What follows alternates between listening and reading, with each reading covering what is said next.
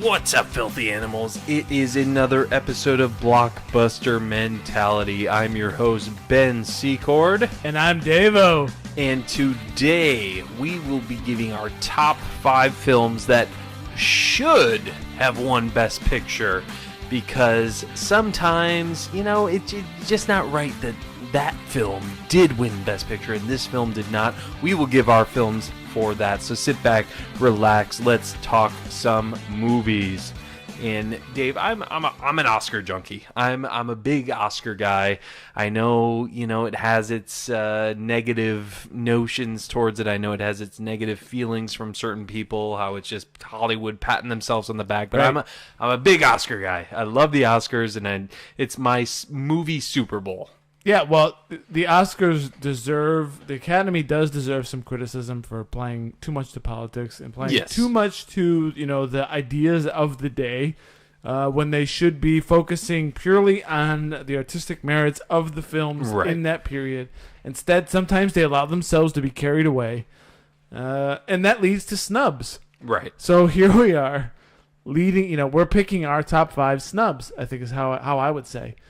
These are the movies that should have won, absolutely, in the years that they were made. And instead, they were chosen for whatever reason. We don't know why necessarily. But this was the wrong choice. The Academy made a mistake here. Yes, yes, that's a great way to describe it. And so, yeah, we will be giving our films that should have won Best Picture. But the one caveat is we picked films that were actually nominated for Best Picture. Yeah, we initially toyed with the idea of movies that maybe didn't even get a nomination, but that is just a bit too broad. We wanted to keep it, we don't want to pick obscure movies here. Right. But to keep it simple and to keep it, more, a bit more light and a bit more probable. These are the movies that really should have won in the years that they were made. Not just picking, I love this movie and it should have won, regardless of whatever. And I have a couple in mind that I believe transcend the years that they were made. But in general, we're looking at, because there's a couple years. The one year I will say, 2007 was an amazing year for movies. You've got No Country for Old Men. You've got There Will Be Blood. Yep. The Michael Clayton, which is a great movie on its own. I mean, almost Michael Clayton could win in another year. So that's the kind of year where I don't want to fight on that. Even though I love all of them, this is about picking great movies, timeless movies that honestly just should have won Best Picture, almost on their own merit, just without, in my opinion, without much debate, and ones that have left their mark in cinema forever. Yeah, especially older ones. You look back on it and you might not remember. May not be an Oscar junkie like us, but you look back on it and you look at it and you're like, well, wow, that did not win Best Picture. Right. How is that possible? Here we are talking about this movie decades later, but yet something else won that I can't even name. No, that doesn't make sense. Yeah, absolutely. Let's just jump into it. Let's give our top 5. So Dave has his 5, I have my 5, and we'll see how different it is. Yeah, maybe there's some similar ones here. We'll see. We've found, we've conquered the ability to actually number our choices from 5 to 1. So yes, our top 5 this time will be ranked. We are going 5 to 1 rather than just having no particular order. Yeah, nope. Yeah, we want to make Michael Brennan happy. I feel like he shamed us into picking a correct order. He is a professional, right? He's the professional reviewer, and his appearance the last time when he's like, you morons can't decide. Well, here we are proving him wrong. Yeah, exactly. I mean, he talks bad about us, but he does. Well, he's a pro. But. Yeah, he's a pro. We respect him, and he's new to Twitter, so be sure to follow him at MB Movie Guy. Yeah, he nabbed a pretty snappy call sign, and he doesn't really like Twitter, but he'll go on and do it. He's more of a written word guy. Yeah, he's. Whatever. But anyways, but I'll go on. My number 5 is 1979's Apocalypse Now. Okay. Yep. Francis Ford Coppola. This is the movie that nearly bankrupted Coppola and nearly killed Coppola. Yes. Because he put all his reputation and wealth. He tried to start his own film studio, American Zoetrope. He put his movie into this, and it became a cluster. Yeah. I think it was 288 days of filming, and it was miserable for everybody involved.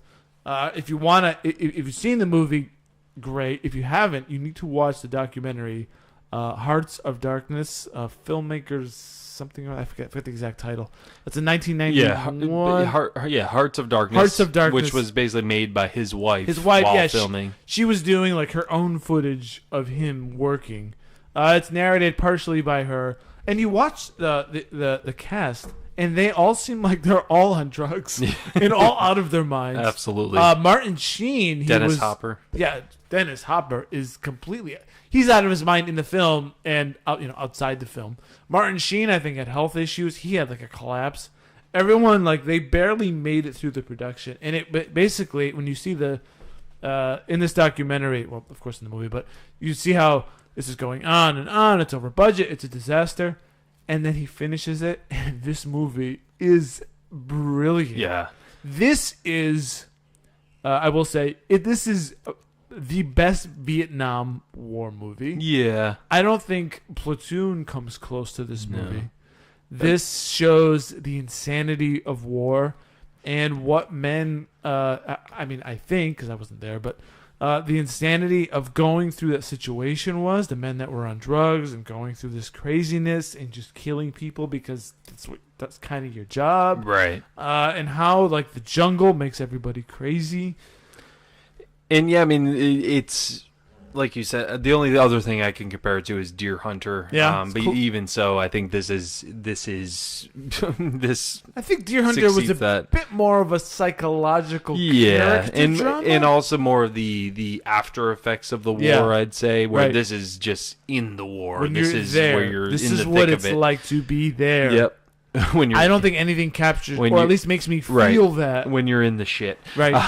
Yeah. But spoiler alert. Yeah, Apocalypse Now. It's my number 3. So I'm gonna talk about it as well right now because Apocalypse Now, 1979. The year, the film that did win it that year was Kramer versus Kramer. Right, which is a good movie. Yeah, I with love great that movie. performances. Yeah, Dustin Hoffman, Meryl Streep. I love that movie. course. But Apocalypse Now. First of all, the amount, like you were talking about, the amount of effort and work that went behind this God. movie was enough to give it Best Picture right there. So here's Coppola on the heels of Godfather 1 and 2, where he's like, his star could not have risen higher.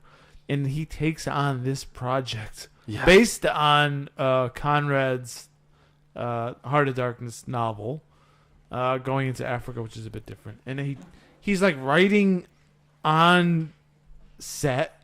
And the process is insane. I mean, you almost have to watch, if you haven't seen this, you have to watch this movie, which is long. But you have to watch the companion documentary to really almost appreciate how... Absolutely, because I mean, especially because you got Marlon Brando in this movie, who's supposed to only shoot for a week, and he's the essential part of this movie. He's got his own problems. He's the MacGuffin of this movie. He's what what drives the plot forward, and he shows up to the movie, I guess 60 pounds overweight or something, and he's like shy about his fat body and all this weird stuff. But even with that, his performance is just genius. You're an errand absolutely boy sent genius. by grocery clerks to collect the bill. It's in the horror, Yeah. the horror of war, and just its judgment that defeats us. Yeah, this is like he takes he's like the logical. He takes war to its logical conclusion. Right. You send me here to kill people and to conquer a territory. So therefore, he goes on his own, and he actually kind of does just that. He, takes his own little space and kills everyone around him. He's like, how am I crazy? This is what you sent me here for. You're gonna make me a killing machine, and then you're gonna declare me insane. That's insane. Right. That, and then him talking about just what he saw, going to help these children and these people, and then go back and see that all their limbs have been chopped off and things like that, and just the genius of that you can kill without feeling, kill without that, and just the horror of that, and just how he was. Just the epiphany he had from that, and just how he was able to then turn into this village that he created, and and he knew he knew that he was not a good person. No, yeah, absolutely. He said, "You have the right to kill me. Right. You have the right to kill me, but you do not have the right to judge me." Right. Which is just brilliant. This It's is a absolutely brilliant, haunting movie. Yep. That lives on. This is the Vietnam War. Yeah. This is, if not the best, it is maybe the second best war movie. How this did not win Best Picture is beyond me. I mean, Kramer versus Kramer. It's a is good great. movie. You know, it's just a fight for custody. That's what that movie is. Which I love. I love Kramer versus Kramer. But, I would say that the performances of the two actors who are great maybe clouded the judgment. Yeah. Apocalypse Now was an amazing Martin disaster. Sheen. Yep. You know? Absolutely. So yeah.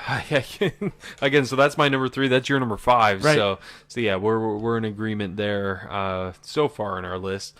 Anything else on Apocalypse Now? No, that's all I got. Okay, so my number 5. I mean, it may seem obvious, it may seem cliche, it may seem even a little silly, but I have the original Star Wars, 1977.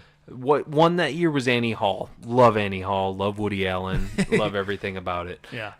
But it's a comedy. You know, it didn't do anything. You know, it may be the best rom-com. Yeah, rom-com. But Star Wars was groundbreaking. Yeah. I mean, this changed film forever. Not only sci-fi, it changed film forever. I mean, you got to obviously, you know, groundbreaking stuff with the technology and what they were able to do, but it also has traditional storytelling, you know, within it.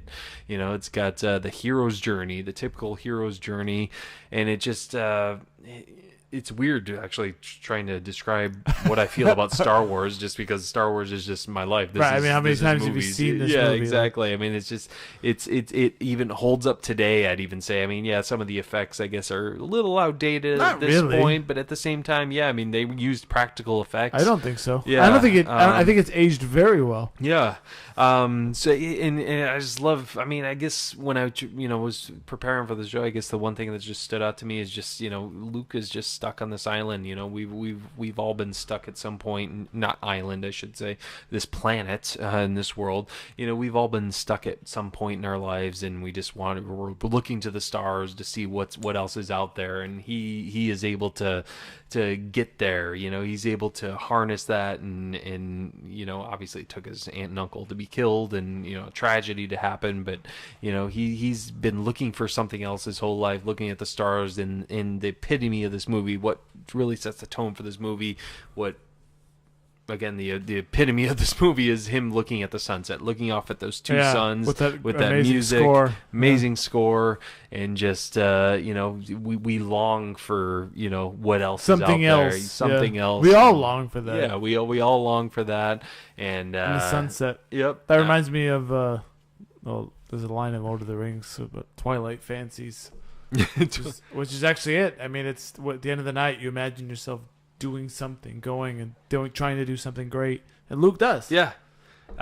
and you know, George Lucas, I'm not ashamed to rag on him. This is his crowning achievement and his last great achievement. Mm-hmm. But if you go back and you look at it, which I know you have, some of the initial ideas, sketches, art for this movie, they are terrible. Yeah. They are the cheesiest, most ridiculous thing in the world. And Lucas, you know, to his absolute credit, he pulls off the nearly impossible. Yeah, and I think... and spawns a universe that is maybe the best universe ever created. Right. And I think the you know, what you know, makes that happen is, you know, the greatest people surround themselves by great people, you know, like, you know, to relate it to sports, you know, coaches surround themselves by other great coaches. Yeah, you got your Lucas, your Spielberg, your Coppola. You know, these guys are all buddies. They're all talking to each other. They're all critiquing each other's films until they got too big when maybe they stopped listening to the other one. Right. Yeah, I mean, I can 100% see Annie Hall is an amazing movie. Right. Yeah, I mean, but Star Wars changed movies, and you know, and what I would say is, it created a universe that is an incredible fictional universe. To this day, still stands. You know, I mean, it's obviously it had the flops. It's never ending. Right, never ending. Obviously, we had the terrible prequels, things like that. But I mean, it still lives on. It still is going on. So yeah, I mean, for it to not win Best Picture is just kind of just a letdown to me. I mean, it's 1977. This is just, again, it changed movies forever from this point. Shocking movie, really, that it ever became what it did. Yeah, it could have just been a terrible little like B movie with like a guy wearing a furry suit and a robot that was terrible, and instead you get this kind of a beautiful movie. Right, absolutely. And I love the, again, trying to, I don't feel like I've ever broke down Star Wars before and why I loved it, but it's when preparing for the show again was just, it's the movie about, it's not the destination, it's the journey. Right. It's the adventure you're able to go on. That's what we all have inside of us. Absolutely. It's just like once you get to that destination, you're going to want to long for more. So I mean, it's not about the destination; it's about what gets you there. So yeah, Star Wars is my number 5. Great pick. My number 4. This is a movie that I feel like gets picked on, and gets a little bit of snide remarks, but I don't care. This is 2004's Sideways. Oh yes, I think this is an incredible movie. I've seen this many times, and whenever it's on, it sucks me back in. This is an Alexander Payne movie. Yep. Who's made The Descendants, Election, and which Descendants made my honorable mention, by the way. That was a great movie. Gorgeous. So Payne makes great. He directs great characters, and the Paul Giamatti character in this movie. Well, it's interesting because it's Paul Giamatti and his friend Thomas Hayden Church. Yes. Yep. They're almost like an odd couple, opposites sort of friendship. Yeah. So the Paul Giamatti character, he's like introverted, neurotic, sort of. He's a wine guy, of course. Maybe that's what gets the critique. And his friend's the same. He's more like a womanizer kind of guy, like happy-go-lucky. And they complement each other. They're still buddies. And the thing I love about this movie, it's just about it's like a midlife thing with two guys trying to figure out their life. Right. And they're very opposite. And it's just beautiful because the Paul Giamatti character, he's divorced and he's obsessing over his wife, and meanwhile he's got this passion for wine. Yep. Which I love. And it's not just I don't care about wine per se, but the fact that anyone has a passion. We talked about this in Midnight in Paris episode, which you always go back. You have that thing that you do that even though you're miserable, you have this thing that you can always call back to. And, right. He's depressed or whatever, but when they're talking about wine, he's like, well, yeah, it has this character, and the way you grow the grape, it like struggles because it's like not too hot and not too cold. And, I love that. And this is such an approachable movie. And then it's sort of like the quest for sort of a weird guy, which maybe I'm a weird guy. We all kind of feel like we're a weird guy. To find a woman that loves you for who you are. Right. Which is what he gets in the end, which is what we all want in the end, is to find someone that just appreciates us for who we are. Right. Even though we're not always honest in the beginning about what we've done or who we are, but we find someone that appreciates us, and that is like almost like life's greatest achievement. Yeah. To find someone that cares about you that much, just being accepted and loved. That's it. I mean, that's life, man. Yeah. And this movie takes me on this ride. And I love it so much. Yeah. I don't care if anyone knocks this movie. And I know it's like, pretentious, and with the wine stuff, I get it. There's a whole thing about he doesn't like Merlot, so people didn't buy Merlot after the movie. I don't care about any of that. I love Paul Giamatti. I love this movie. This should have been Best Picture. It lost to $1 Million Baby, which is like, is that what it lost to? Yeah. Okay, yeah. Paul Giamatti in this movie is fantastic. Yeah, I fantastic love in everything though. Yeah, I love this movie as well. I mean, I discovered this one a year ago, 2 years ago. Brilliant movie. Finally was able to watch it. But yeah, you're right. I mean, it's something about it is just so captivating. Yeah, these two guys just going on this bachelor party. They're away. They're gonna do like a golf trip or something, and it just turns into this whole thing like a referendum on your life. Yeah, absolutely. And yeah, I love the bittersweet ending. Yeah. And yeah, just him. That's life. Him describing wine. I love when people talk about something with passion. They have that thing. Yeah, and I'm going to talk about this later. A little spoiler alert in the list. But yeah, people are interested in something you're passionate about. When you talk with something, passionately, people are going to be drawn to that, and that's what I was drawn to. Because I don't really care about wine, but when he's describing it, but when you relate it to what life and things like that, he's talking about the the Pinot wine is right. You it's have like a to metaphor cater it, for himself, maybe. Yeah, or something. absolutely. Obviously don't know. Can't think of it off the top of my head because I don't remember. Yeah, the exact quotes. But this is an outstanding movie. Yeah. This is the kind of movie where whenever I see it replay it on IFC or whatever, I will watch it and I will get sucked back into it. Excuse me, Virginia Madsen, I think is the actress. Yeah, she's great in this too. Mm-hmm. Yep. Yeah, outstanding beautiful movie. film. Yeah, and it's a film not many people know about. I don't think either. I mean, it was just kind of under the radar. It didn't get much attention, but I don't know. It was almost called like a hipster wine movie or something, which is not fair. No, not at all. Not what this movie is. Yeah, it's a brilliant movie.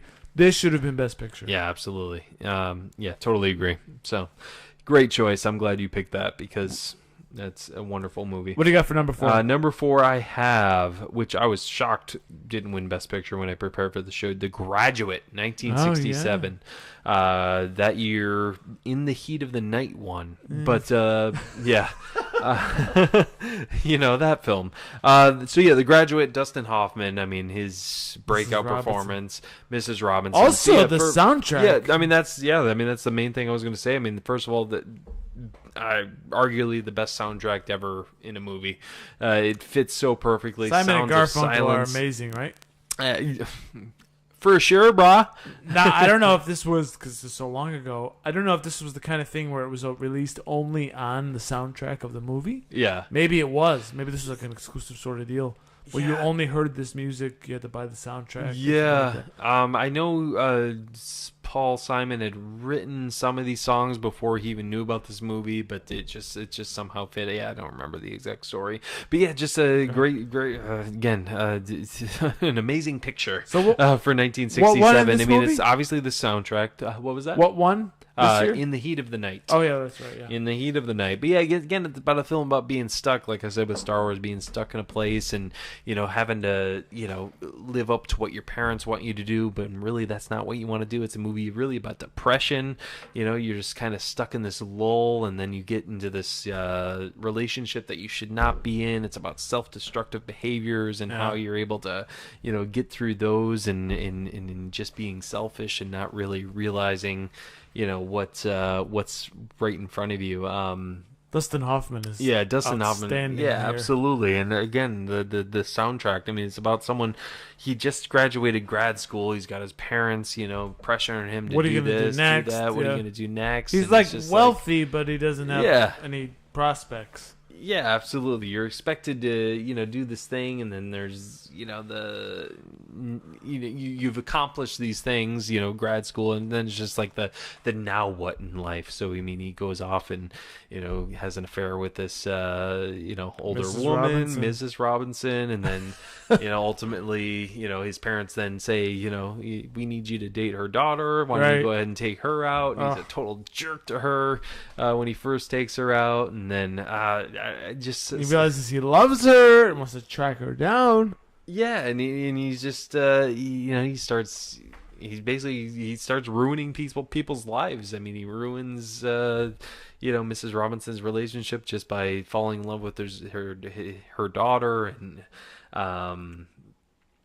I don't know, just something about this movie. Again, I think the main thing about it is the soundtrack. There's a lot of style in this movie. Yeah, a lot of style. For this time period, must have been like a bit mind blowing. Yeah, absolutely. To watch it then. I mean, because we've all been in that point where like, what am I gonna do with my life? Like, what am I doing? Like, I'm just gonna drink all day, chill in the pool, and well, who doesn't know? I mean, very few of us are lucky enough to know what to do any day of their life, right? Forever. Yeah. I mean, I can imagine watching this now and being like, yes, I can still relate because, who really has unless you're like a CEO of a company, right? Who has a real clear path of what's going to happen in the next 5 years? We can all kind of relate to that mini depression of, I don't know. Right. I'm going day by day here. Yeah. I'm just going to float in the pool because I don't know. I mean, maybe not. We're not necessarily physically floating in the pool, but kinda, right? Yeah. Yeah, and it's again for the time, it just touches on themes that almost seemed taboo at the time, especially like 1967. But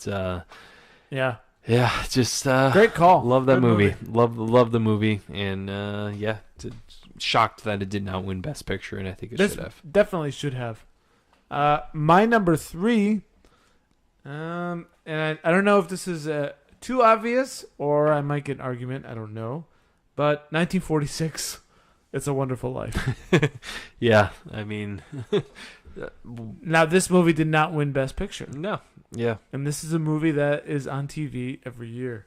Now, it's beyond just a normal... This is not a Christmas movie, per se. It's got Jimmy Stewart, who I absolutely love.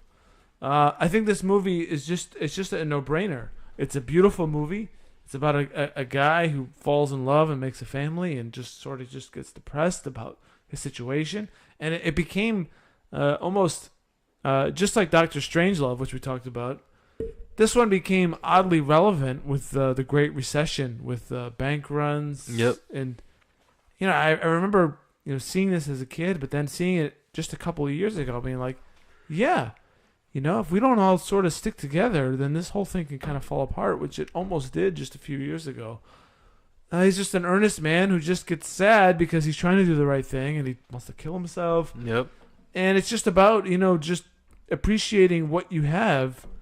And I think this is just a beautiful movie. And the fact that here we are, this is 1940 freaking 6. It's powerful. Yeah. And you see the scene when the Jimmy Stewart character, I can't remember his name now, when he's in the drugstore and he gets slapped upside the head with his bleeding out of his ear. That's emotional. Yeah. You feel it. You feel it so far away. I mean, it's such an old movie, but yet you see it and you're like, oh, I feel sad for this kid. Yeah, this movie, it's not like, this isn't the kind of movie that was overlooked and then became popular later. No.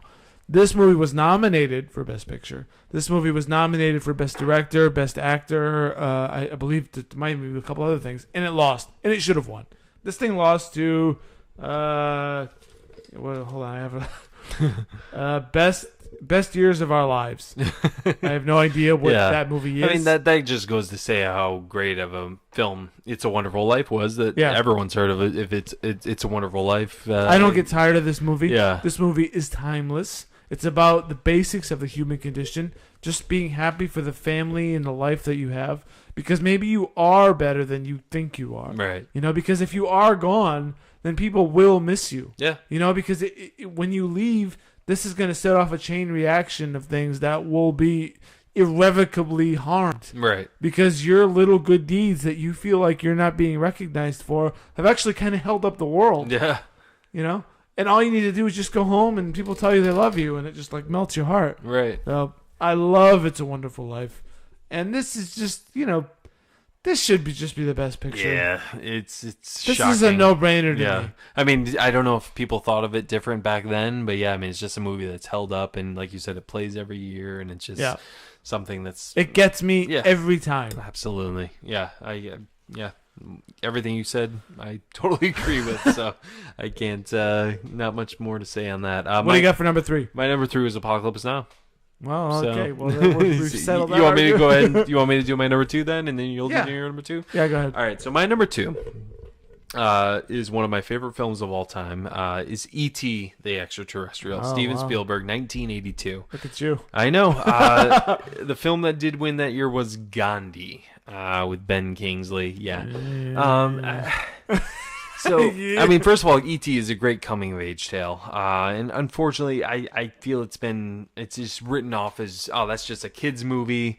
That's just how it's been written off over the years. But it's so much more than that to me. I mean, this is another movie that gets me every time because I mean, it's about a kid. I mean, we've all again been there. I guess I pick the movies that people are just distraught and don't know their place in the world. So I guess my theme. But yeah, it disappoints me that just people write this off as a kids movie. Yeah. I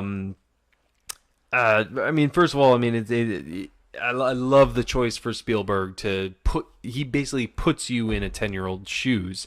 He puts you in a 10-year-old's shoes. So I think that might be what people misconstrue as why it's a kid's movie. But because one of the choices is showing the adults from the waist down. Yeah. The only adult you see is basically the mom, That's especially in the first 2 acts of the film. It's almost like Charlie Brown, right? in a way. Exactly. Yeah. So I mean, you're put in this 10-year-old shoes. You're like, okay, so you know what it's like to be in a 10-year-old. He's getting made fun of by his brother. He's the middle child. His sister is the youngest, Drew Barrymore. Obviously she gets more attention. His parents are divorced. His dad's off with Sally in Mexico. Yeah. And he's got nothing. I mean, he's lost. And then here comes this alien. This alien. Yeah, it sounds silly. It sounds strange little creature. Yeah, strange little creature. But it helps him figure out his, like you said, like his place in the world. Yeah, absolutely. Again, obviously the choice of the actors, but yeah, obviously it's a story about friendship and just overcoming your loneliness and being an outsider. Yeah, you have like your own little world. Yeah, and you don't care about cops and government, whatever they're doing in their tents. You're just trying to help this creature that has become your friend. Yeah, and you'll do anything you can to help him and make him happy. Yeah. And yeah, it's brilliant in that way. You don't. It's not about what they want. It's about you having this connection with this creature because you're kind of unsatisfied. Your dad's gone, like you said. Right. Yeah. This is Elliot's purpose. Right. Yeah. Is to help A.T. Yeah. Absolutely. Yeah. It gives him emotional. a purpose. Yeah. It's absolutely emotional. 100%. It teaches him how to love, and also how to be selfless. I mean, because E.T. becomes sick. He becomes sick. So Elliot's gonna find his way to go home. He could have selfishly been like, no, I want you here with me. I want you, but.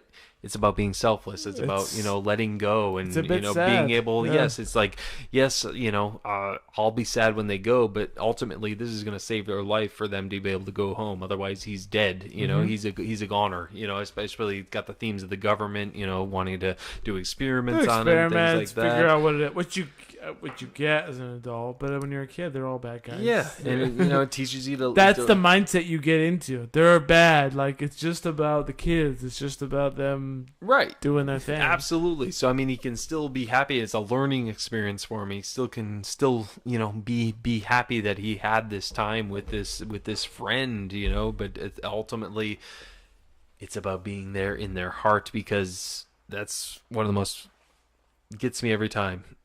E.T. at the very end, because Elliot's been saying this to him subtly throughout the entire movie. I'll be right here. I'll be right here.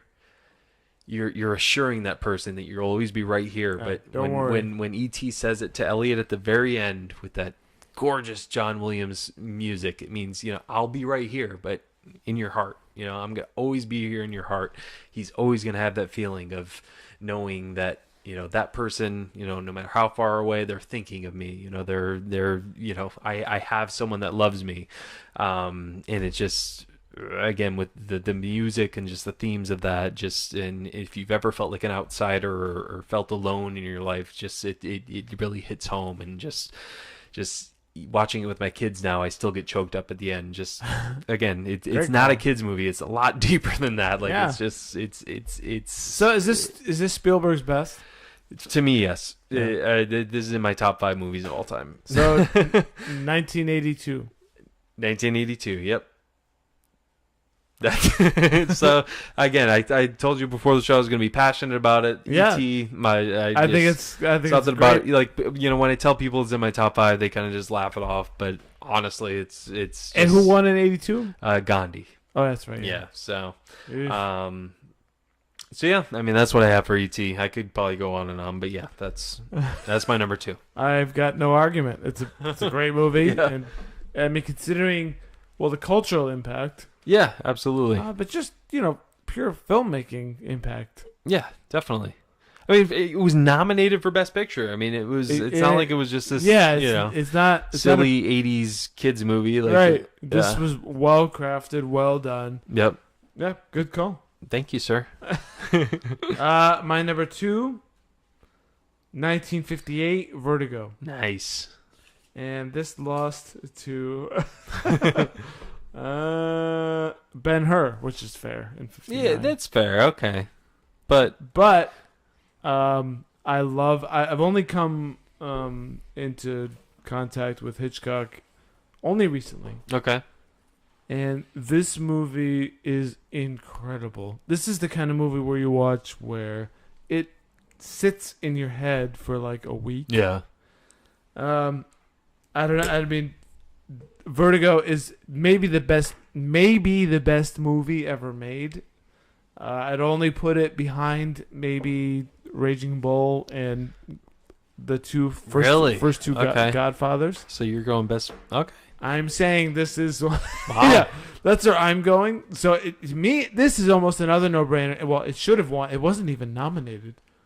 And for the Academy, okay. So for me to watch it now and to say, "Holy cow, my mind has been blown," after this movie has been replicated because the plot is just so suspenseful and the twists are great, and for it not to win, and for me, for a modern watcher to see it and see how incredible it is, it's almost like it's a ripoff or a travesty. Yeah. So I'm gonna say Vertigo is number 2. This is a movie that I'm going to insist on that we do at some point in the future. I mean, so far, a lot of these movies we've talked about on this list, I want to dissect and and dig deep into. This has Kim Novak, beautiful Kim Novak, and Jimmy Stewart, this is my second Jimmy Stewart. That was Sean Connery. No, it's close Okay. actually. He's kind of Jimmy Stewart is the original but better Tom Hanks. Jimmy Stewart is the everyman. Yeah. Where you Absolutely. can put any hat on him and he can do it. So Right. I love Jimmy Stewart. Only second to Robert De Niro as my favorite actor. Right. So he is incredible in this movie. It's about obsession. It's about your idea of something. It's an ideal that you can never actually reach because you're obsessed with something, with this woman. And what it means is that when you get it in real life, it never can actually satisfy what is actually in your head. And it's a crazy thought because we have these ideas of men, women, whatever, and we're never really quite satisfied because our ideas of what we think they are, the reality never meets it. Right. And this movie explores that idea of wanting love of someone, and you have this image of this woman, and she can never actually, in real life, quench that sort of thirst that goes on inside of you.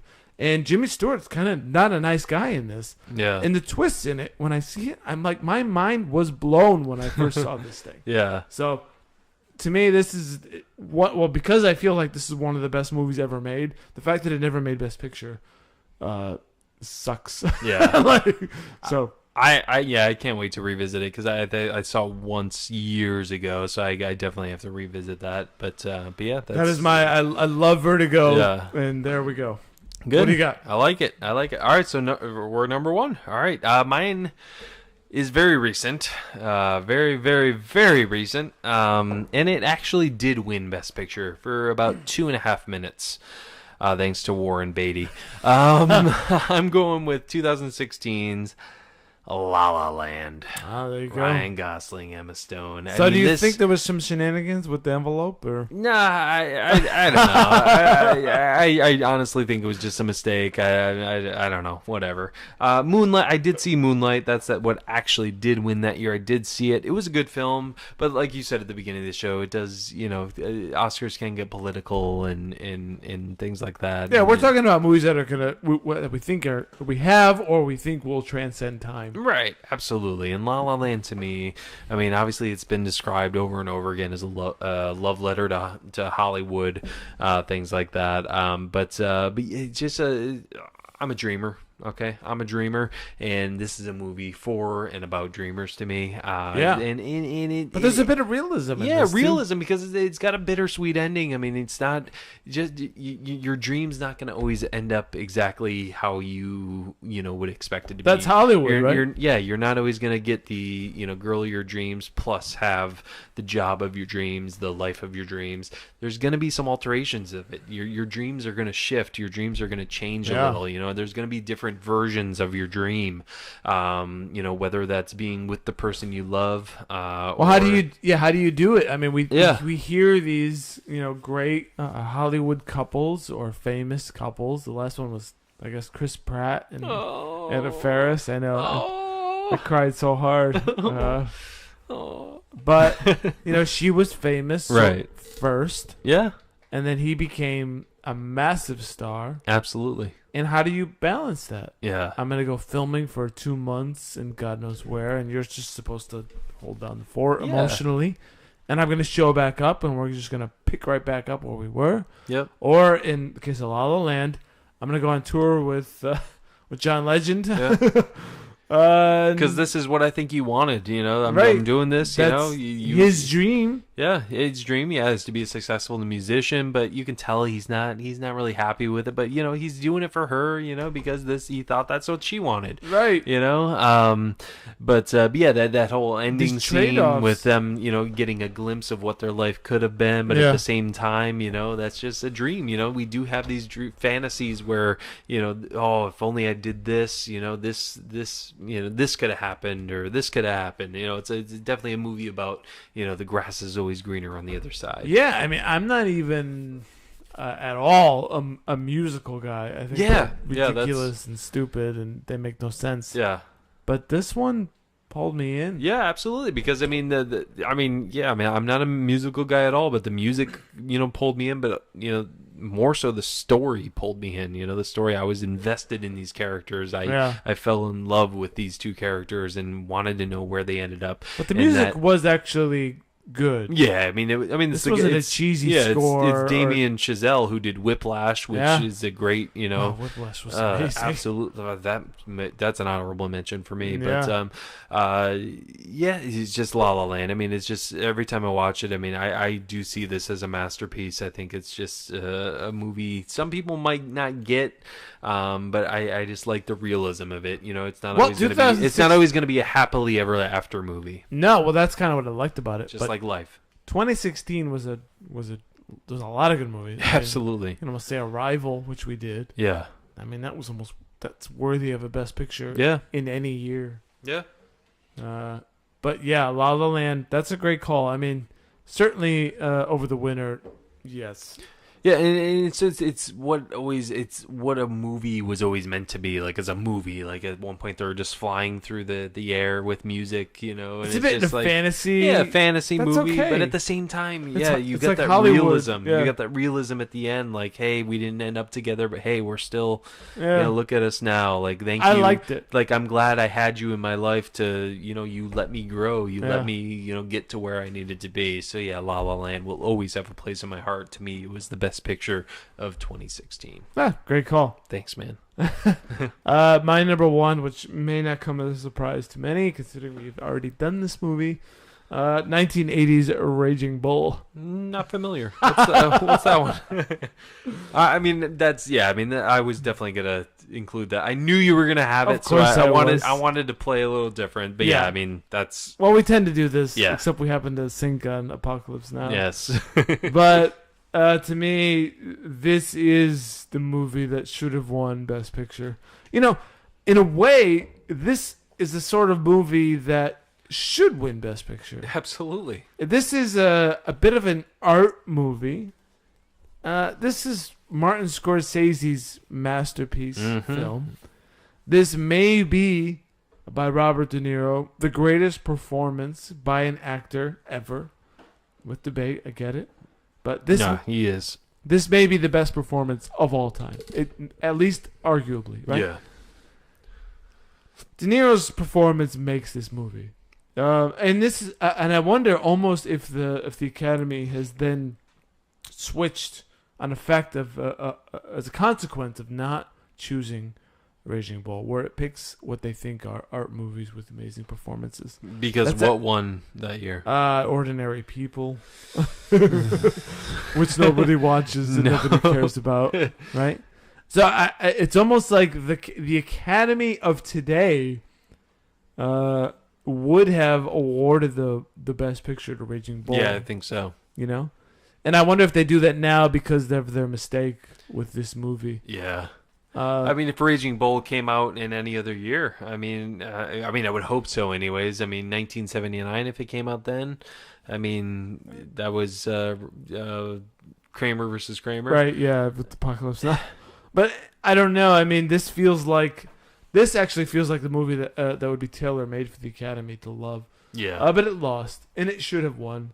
And this is one of the best movies ever made. Yeah, absolutely. This is Scorsese's masterpiece. And it may, you might find people that enjoy different Scorsese's more, and I get it. There is no better De Niro performance, in my opinion. This is a best picture movie. There's no doubt about it. This is number one for me. This should have won. This is a brilliant movie. It doesn't have mass appeal because of how just crazy this movie can be. Yeah. And it's in black and white. Even for not to win Best Picture, I mean, for Scorsese not to even win Best Director for it, like that's just it's a robbery. Yeah, it's absolutely. But keep this whole thing together, which he did. Yeah. This is a story, I guess, that he didn't even really want in the beginning, but he ended up tying it all up together brilliantly. Yeah. And all the technique he does in this film, it's brilliant.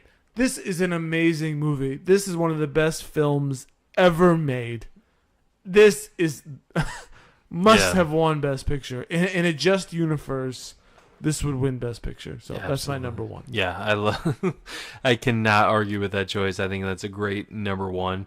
And yeah, that would have made my list if I wasn't being a little, strategic. You knew I wasn't a bit crazy here with Raging Bull. Absolutely. It's one of my favorites. I mean, and if you guys really want to know what we think of it, if you really want to hear our in-depth thoughts about it, be sure to listen to our Raging Bull episode that we did a couple months ago. You can check that out on iTunes, SoundCloud, any podcasting app. We are on YouTube now, so we do have a video version of the show. So hello, YouTube folks. Be sure to subscribe. Yeah. But yeah, those are our films that we think should have won Best Picture. Obviously, it's all subjective. I mean, I don't think matter. so. This is actually a definitive list. This is a definitive list. But yeah, like I said, I'm a big Oscar guy. A big Oscar guy. The Oscars are like my movie Super Bowl. There is politics involved. There is Hollywood patting themselves on the back. But it just, to me, when someone wins an Oscar, especially acting Oscars, directing, it means something. It means they go down in history. That's part of history now. And that's what this is about. That's movie Hall of Fame to right. me. Yeah. And this here is us saying, look, you guys maybe got it wrong. Yeah, absolutely. That's okay. Yeah, I agree. We love the Oscars. We both it is a measuring stick. Yeah. But they don't always get it right. Exactly. And maybe we'll do like an actor one next time, who should have won Best Actor, things like that. I don't know. We'll put a poll on Twitter. But yeah, that's our show. I mean, that's let us know what you guys think should have won Best Picture in certain years. We'd love to hear from you. Follow us on Twitter at BlockbusterCast and tweet us what you think should have won Best Picture. Follow our personal accounts. I am at BCCord. And I am at Dave_Quist. And be sure to follow our main collaborator, Mr. Michael Brennan, at MB Movie Guy. He's a real professional. Yeah, he's a professional for U.S. Film Magazine. Yeah, he Be can sure to provide follow him. opinions that exceed anything we could ever dream of because he's a pro and we're just a couple of guys. Absolutely. All right. As always, my friends, love talking movies with you. And let's do it again sometime. Sounds good. Sounds good. All right, folks. That is it for us. Let us know what you think of the show. Let us know what your favorite Best Picture or what should have won Best Picture to you. But anyways, that's it for us. For Davo, I'm Ben Secord. We'll catch you guys at the movies.